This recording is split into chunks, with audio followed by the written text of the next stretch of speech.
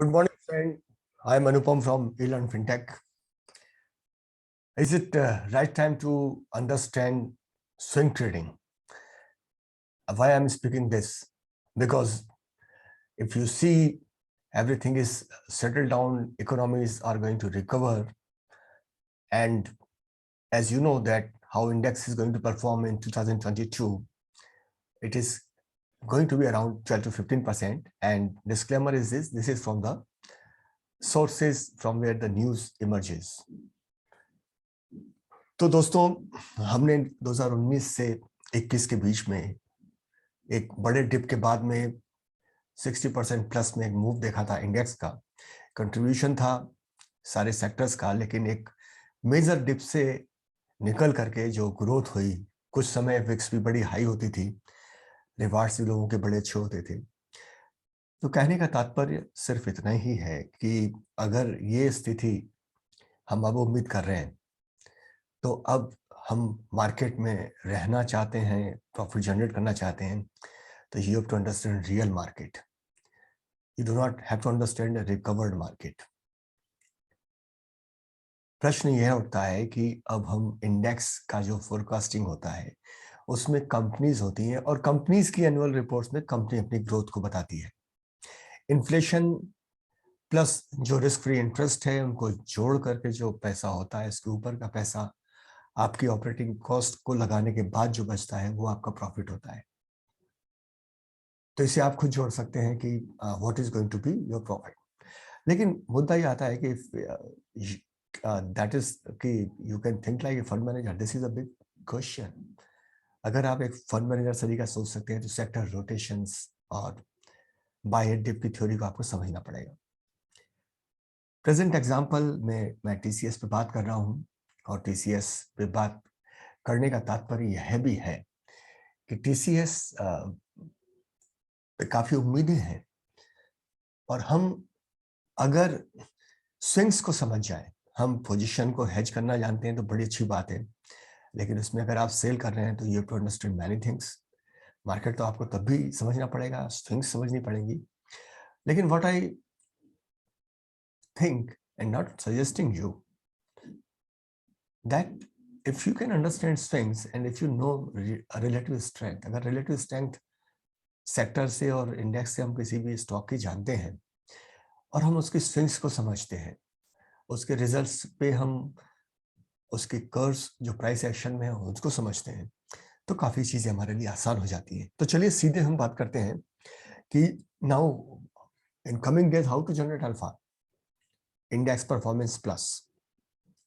अगर इंडेक्स मेरा 15% परफॉर्म कर रहा है और किसी स्टॉक की कमेंट्री में मैनेजमेंट ये कहता है कि हम 8% ग्रोथ करेंगे,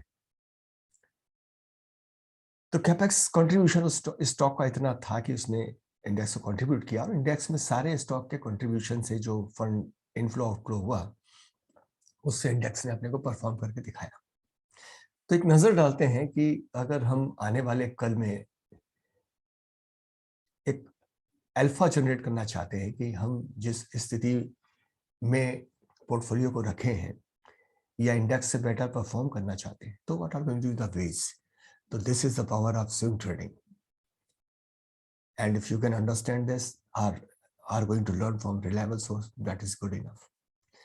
तो सीधे हम बात करते हैं कि हम 2021 में हैं, और यहाँ अगर आप देख पा रहे हैं तो ये अर्निंग 6 जनवरी 2021 के आसपास की है. यहाँ बड़ा आसान है इस चीज को समझना कि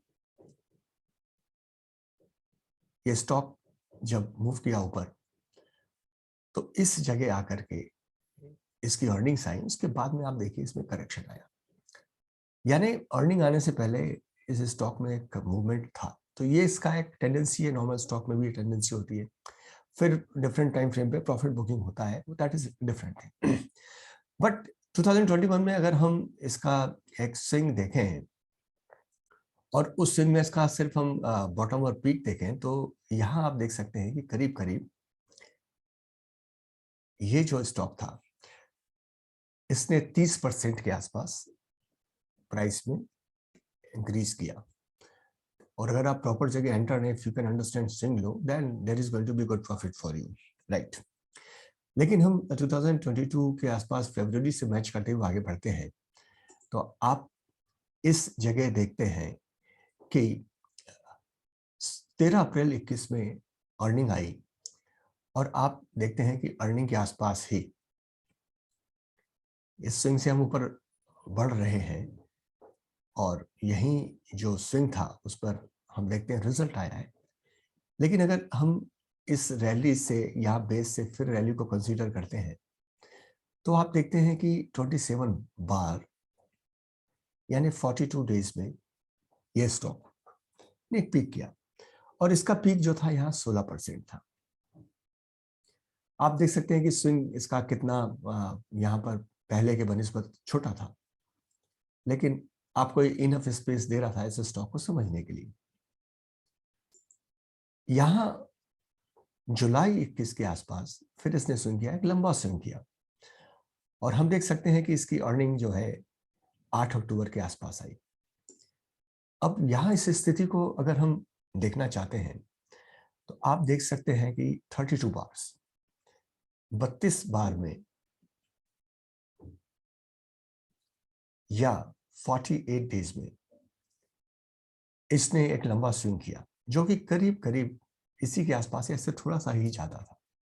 ये साइक्लिक नेचर स्टॉक को समझने पहचानने के लिए आपको एक्सपीरियंस से बड़ा काम देगा आने वाले कल के लिए, क्योंकि हम एक जो कोरोना इम्पैक्ट था उसमें एक डिफरेंट तरीके से मार्केट से उठ करके ऊपर आ रहे हैं। DII इनफ्लो है इसलिए मार्केट में स्ट्रेंथ भी है। तो यहाँ जो ग्रोथ आप देखें वो इस समय 27% देखें। हम इसी फिस्कल ईयर की बात कर रहे हैं। इसके बाद जब हम इस जोन में आते हैं तो आप देखते हैं कि अगर हम रैली बेस रैली यहाँ से मानते हैं और ये देखते हैं कि ये स्विंग हमारा किस तरीके का था, इसे अगर हम जो हमारा एंट्री पॉइंट है वो यहां मानते हैं, अगर आप यहां मानते हैं तो मैं बेस से जाना चाह रहा हूं और इस जगह पर अगर हम एग्जिट करते हैं तो ये करीब 23 बार 23 या हम कह सकते हैं 33 डेज यानी 1 से 1.5 महीने के बीच में ये स्टॉक की पोजीशन लीड कर रही है। और हम क्वार्टरली रिजल्ट्स को भी जानते हैं, सेक्टर रोटेशन भी इसी समय आपको पकड़ के आ सकता है। तो यहां इसका प्रॉफिट था 18% के आसपास। अब जिस स्थिति में हम हैं आप देख सकते हैं कि जिस तरीके से मूविंग एवरेजेस के स्लोप अब धीरे धीरे फ्लैट हो रहे हैं, तो ये स्विंग्स भी आपको बड़ी संभाल के समझनी पड़ेंगी। और अगर आप प्राइस एक्शन और टेक्निकल्स थोड़ा सा क्वांट्स इंटरमार्केट सेक्टर रोटेशन इनको समझते हैं, because I am speaking that can you think like a fund manager, तो आप इंडेक्स की रिलेटिव स्ट्रेंथ से अगर हम कंपेयर करते हैं तो बेहतर अल्फा कमा सकते हैं। अल्फा ही हमारा उद्देश्य होता है कि हम कितना बेटर परफॉर्म कर सकें इंडेक्स से। तो अब की जो स्थिति में अगर हम यहाँ एक लो मान रहे हैं और आने वाले कल में ये लो ब्रीच नहीं होता है और इसी के आसपास हम अगर मूव करते हैं और इसी टॉप को और इस टॉप से जो अगला डेस्टिनेशन इस स्टॉक का 4200 की तरफ होगा, क्योंकि ये भी कंपोजिशन में इंडेक्स को कंट्रीब्यूट करेगा तो इसे भी परफॉर्म करना पड़ेगा। तो ये कंपोजिशन में अभी अगर इस पॉइंट से ये अपने टॉप को भी टच करता है तो 12% का इसमें ग्रोथ हो सकता है। तो ये बार काउंट्स करके आपको स्विंग्स को समझ के डेज निकाल के अगर आप एक अपना स्ट्रेटेजी स्विंग में बना सकते हैं तो यू कैन जनरेट अल्फा। हम अगर पोजीशन यहाँ से भी सीधे ऊपर ले जा रहे हैं तो भी हमारे पास में ये रिटर्न है, लेकिन ये रिटर्न जो हमारा होगा उसकी जगह हम इंटरवल्स में स्विंग से बाहर आते जाते रहेंगे।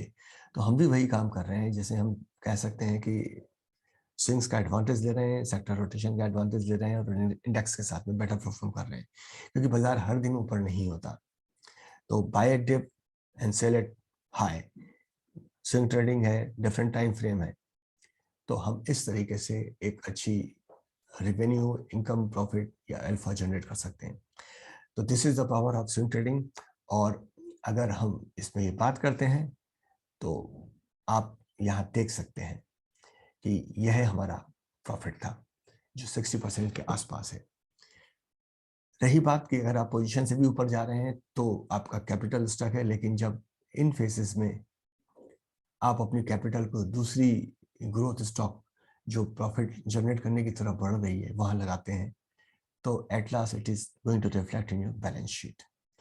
तो this is power of swing trading in coming days to generate better alpha, जहां पर अब स्थितियां डिफरेंट होंगी।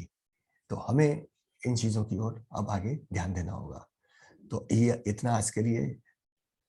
आगे फिर से आपसे किसी अच्छे स्टॉक पर, स्विंग पर चर्चा होगी। Thank you very much.